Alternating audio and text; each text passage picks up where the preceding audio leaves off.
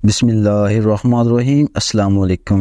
25 دسمبر یوم قائد کے بارے میں تو ہر کوئی جانتا ہے، لیکن جناح صاحب کی زندگی سے جڑے چند دلچسپ واقعات بہت کم لوگوں کو معلوم ہیں۔ انشاءاللہ تعالی اس ویڈیو میں ہم اسی متعلق بات کریں گے۔ قائد اعظم محمد علی جناح رحمۃ اللہ علیہ وکالت کے پیشہ کو بہت اچھا خیال کرتے تھے۔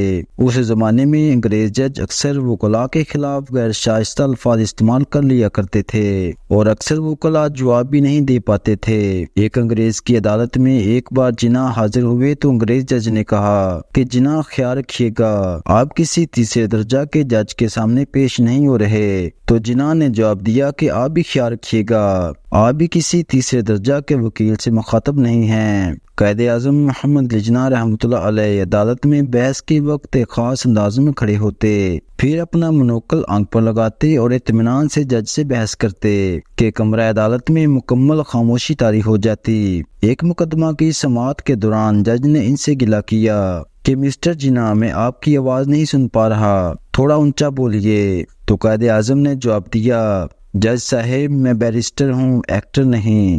جس طرح آج کے دور میں اسلام دشمن عناصر مسلمانوں کو لڑنے کے لیے شیعہ سنی کے نام پر فساد پیدا کرنے کے لیے ہتھ کنڈے استعمال کرتے ہیں، اسی طرح قائد اعظم رحمۃ اللہ علیہ کے دور میں بھی مسلمانوں کے درمیان پھوٹ ڈالنے کے لیے ایسی گھٹیا حرکتیں کی جاتی تھیں۔ ایک کانفرنس میں کسی صحافی نے جب قائد اعظم رحمۃ اللہ علیہ سے سوال پوچھا کہ آپ رحمۃ اللہ علیہ شیعہ ہیں یا سنی، یہ سوال ایسا تھا جس کے جواب میں شیعہ سنی کے درمیان فساد برپا ہونے اور مسلمانوں کا آپس میں تقسیم ہو جانے کا خطرہ تھا۔ قائد اعظم نے اپنی ذہانت سے فوراً صحافی سے سوال پوچھا، حضور اکرم صلی اللہ علیہ وآلہ وسلم کیا تھے؟ اگر وہ شیعہ تھے تو میں شیعہ ہوں، اگر وہ سنی تھے تو میں سنی ہوں، اور اگر وہ صرف مسلمان تھے تو میں بھی صرف مسلمان ہوں۔ تو یہ تھی آج کی ویڈیو کو لائک اور چینل کو سبسکرائب کرنا مت بھولیے گا۔ انشاءاللہ تعالی ملتے ایک نئی انفارمیٹیو ویڈیو کے ساتھ، تب تک کے لیے اللہ نگہبان۔